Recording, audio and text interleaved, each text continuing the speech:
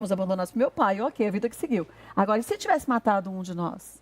Teria acabado com a vida de todo mundo. Todo mundo morre um pouco. Porque vítima não é só quem se vai. Sim. Vítima é a família. No meu caso, eu sou vítima, meus pais são vítimas, meus irmãos. Todas as pessoas daquele rol afetivo são vítimas. Até seus filhos hoje. Até meus filhos hoje, inclusive. Porque eles trazem um histórico de uma mãe diferente de outras mães. Sim. Por mais que você lide com eles de uma outra forma, e eu sei que você tem todo um cuidado emocional até com eles disso, do que é dito, de como você reage. Por isso que eu digo que você é uma mulher forte em vários aspectos. Porque às vezes a gente vai falar, filho da mãe, xingar, e você não faz isso. Por você e por eles, principalmente. E eu vou te contar uma coisa que eu não contei em lugar nenhum, não contei pra ninguém, na verdade. O meu filho recentemente teve uma crise de achar que meu marido ia matar ele. Por quê? Porque ele viu na internet que foi o pai da minha filha que matou ela. Que triste. Então eu tive que explicar para ele que os pais não fazem isso, que isso não é normal, que isso não é comum. Então ele entrou numa crise, eu estava no encontro com umas amigas, eu achei que ele tivesse tido crise de pânico por algum assunto, e não foi. Quando eu cheguei em casa, o meu marido veio me contar. Imagina como o meu marido, que não fez parte dessa história, se sentiu. Imagina como o meu filho, como eu tive que tratar o meu filho sobre uma história que não pertence a ele. Então é doloroso eu ter que viver toda essa dor dentro da minha casa, hoje com os meus filhos, e saber que todos esses benefícios estão acontecendo aí. E não é só para mim, Kátia, não sou só eu que sofro por isso. Tem muitas vítimas sofrendo, muitas pessoas que estão soltas. Existem muitas vítimas, mas eu acho... Desculpa, eu... Mas desculpa de quê? Tá doido? Quer um guardanapim? Eu pego Tem aí. aqui, tem. Eu acho que quando a gente fala de realidade, quando a gente vê uma situação como essa, a gente começa a ter uma visão diferente das coisas no sentido de não aconteceu diretamente da forma como a gente enxerga o que é diretamente. Mas ele foi atingido diretamente de alguma forma. Sim, né? com o meu emocional, com a Quando mãe. estava no seu ventre. Exatamente, o sentimento que eu tinha de gerar uma vida e como seria aquela vida, se eu poderia gerar, como ele viria. Eu tenho certeza que o meu filho hoje carrega questões emocionais que vieram desde que eu soube que ele estava aqui. Sim. Então, como você reagiria, né? Aí, nessa história de eu saberia que um dia ele ia saber de toda essa história, como contar, qual seria a melhor forma de contar para ele, para que não contar, né? A idade, o momento, transição, ele tem 8 anos, é uma idade que ele está muito esperto e pegando tudo. Se isso emocionalmente ele não vai levar para a vida. Então eu tenho o tempo todo uma preocupação emocional com os meus filhos. Mas eu acho que é uma preocupação que você já tinha também.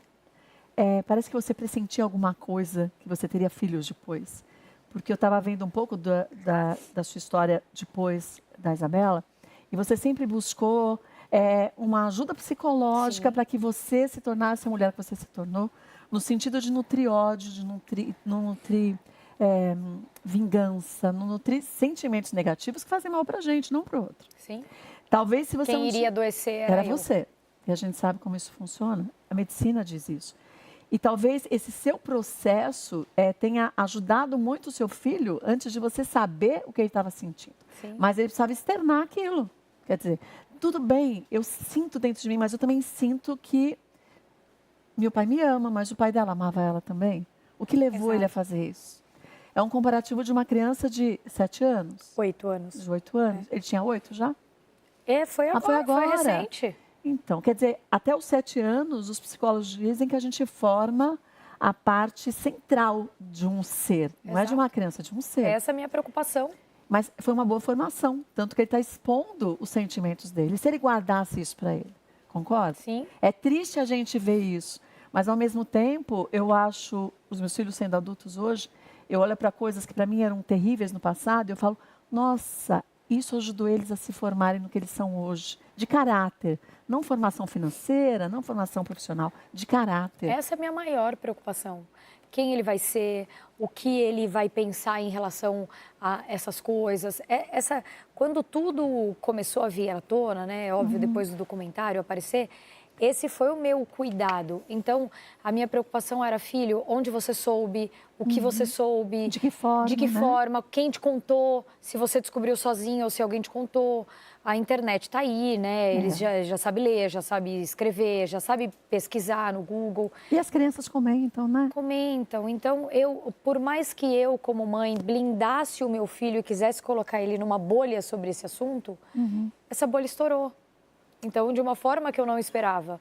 Mas eu e meu marido, a gente conversou com ele, a gente teve o discernimento de explicar para ele, óbvio, não é de uma forma dura, a gente não consegue... Lúdico, né? Lúdico, né? Se é que dá para explicar algo disso, que esses não são os pais.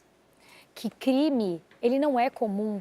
Apesar da gente ver muito, a gente precisa mostrar para as nossas crianças que cometer um crime não é comum, que o que ele vê na televisão, um pai matando uma mãe, tudo que acontece, que a gente vê, que parece realmente que acontece na televisão, não é comum.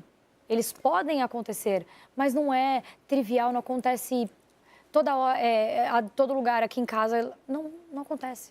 E seu marido, como lidou quando teu filho falou que tinha medo que o pai matasse ele também? Meu marido sofreu demais. Quando eu cheguei em casa, ele já estava dormindo, Miguel.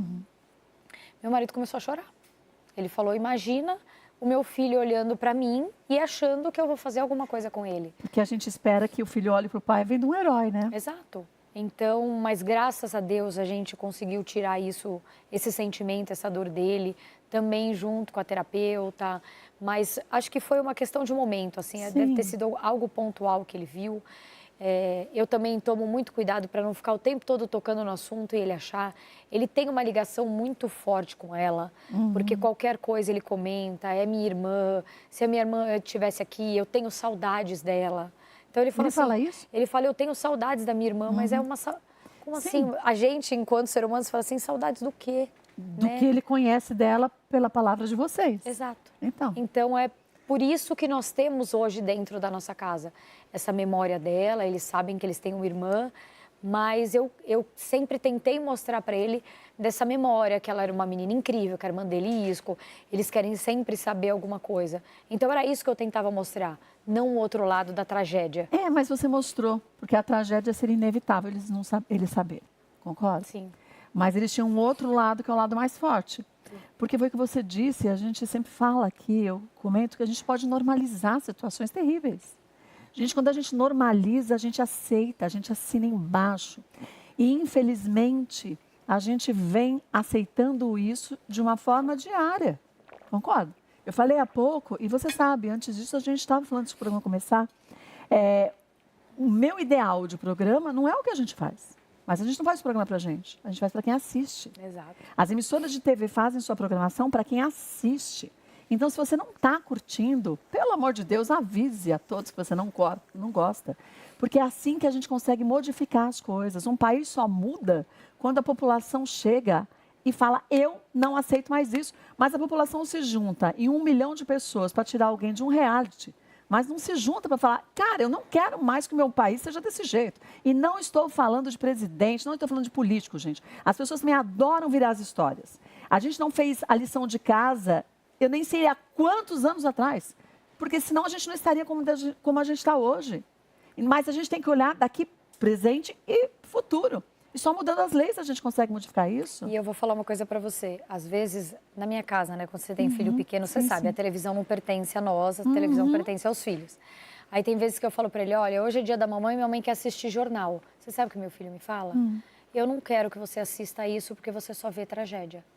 Mas o jornal só é tragédia, concorda? Então, olha a memória dele. Ele remete que eu assistir televisão e assistir um jornal, que às vezes eu quero saber uma notícia política, uma notícia de mercado financeiro ou qualquer outra notícia, mas para ele o jornal só remete a eu realmente só assistir uma tragédia. Mas é uma notícia política, é uma notícia de economia, 20 tragédias similares. E todos os dias você tem as mesmas histórias com CPFs diferentes. Porque são PFs, porque a gente é só um número. Sim. Concorda? Exatamente.